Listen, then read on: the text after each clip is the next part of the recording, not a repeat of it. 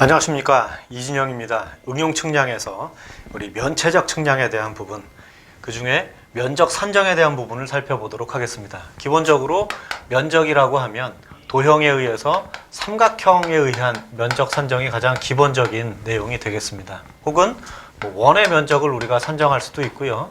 혹은 각각의 다양한 도형, 다양한 도형인데, 다양한 도형은 각 뭘로 보면 되냐면 삼각형의 여러 개의 조합으로, 삼각형의 조합으로 우리가 볼 수가 있게 되다 보니까 기본적으로 삼각형에 대한 면적을 어떻게 구하느냐라고 하는 게 가장 중요한 부분이 되겠죠. 그 다음에 원의 면적은 반지름을 알게 되면, 반지름이 r이다라고 했을 때 원의 면적을 어떻게 구하게 되냐면 파이 r 제곱으로 구하게 되겠죠.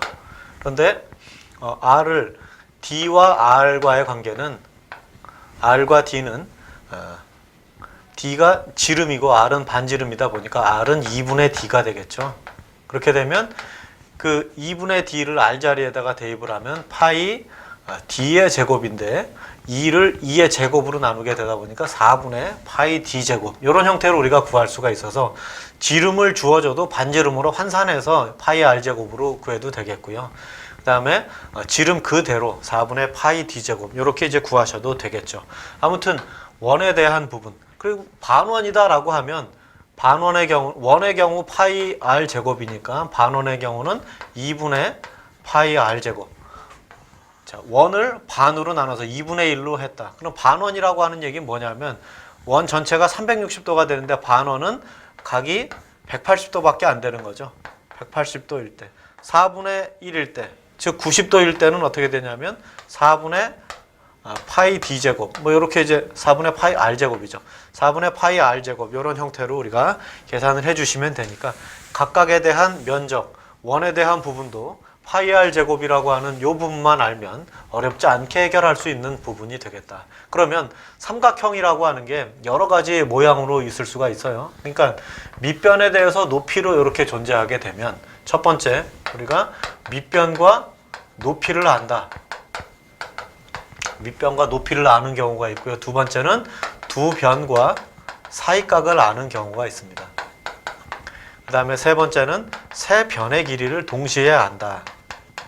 이렇게 이제 세 가지 경우로 나올 수가 있고, 하나를 더 추가하자면 각각의 좌표를 안다라고 이렇게 이제, 물론 세 변의 길이를 안다가 좌표를 알게 되면 이걸 세 변의 길이로 환산할 수도 있고요.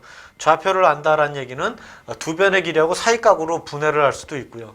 근데 밑변과 높이를 아는 걸로 하기에는 조금 어려움이 있겠죠. 아무튼 좌표를 아는 경우 여러 가지 요 경우가 있는데, 밑변을 A라고 하고 높이를 H라고 하면 그때의 면적은 2분의 1 AH로 우리가 간단하게 구할 수가 있게 되겠죠. 그런데 전제 조건은 뭐냐 하면, 높이라고 하는 게 수선에 대한 높이, 꼭지점에서부터 수선을 이렇게 내렸을 때 그때의 높이를 H라고 하다 보니까 같은 높이를 가지고 있는, 높이가 만약에 이제 같고 어떤 이 점하고 이렇게 이제 연결되어 있는 삼각형이 있다라고 한다면, 흰색 삼각형하고 노란색 삼각형의 면적이 밑변 A로 같고 높이 H로 같으니까 그때의 면적은 같다라고 얘기하는 것. 요거를 우리가 초등학교 때부터 들었던 그런 식인데, 문제는 뭐냐면 2로 나눠주느냐 안 나눠주느냐, 요 부분을 우리가 잘못 빠뜨렸을 때 면적이 반토막 되는 걸 볼 수가 있죠. 면적이 2배가 되거나 반토막 되거나 하는. 그래서 이 부분에서 삼각형의 면적을 구한다 해서는 2로 나눠준다라고 하는 게 가장 중요한 요소가 되겠습니다. 자, 두 변과 사이각을 안다라고 해보면 그림을 다르게 한번 그려보겠죠. 자, 요거 꼭지점 A, B, C라고 하면 A에 대응되는 변을 스몰 a, B에 대응되는 변 B, C에 대응되는 변 C, 이렇게 쓸 수가 있습니다. 그러니까 C라고 하는 게 요게 각 C가 되고 각 B가 되고 각 A가 된다면 그때 면적은 2분의 1 A 곱하기 B의 사인 C로, 혹은 2분의 1의 A 곱하기 C의 사인 B로, 혹은 2분의 1의 BC의 사인 A로 이렇게 써주실 수가 있게 되겠죠. A와 B의 변의 길이를 안다라고 했을 때 그때의 사이각 C가 되겠죠. A와 C를 안다, 사이각 B가 되겠고, C와 B를 안다, 사이각 A가 되겠죠. 그래서 각각 두 변을 곱하고 나머지 그 사이에 끼인 각의 사인 값에다가 그걸 곱한 다음에 2분의 1을 해줄 때 여기도 역시 마찬가지로 둘로 나눠주는 것 이게 반드시 빠져서는 안 되는 그러한 내용이 되겠습니다.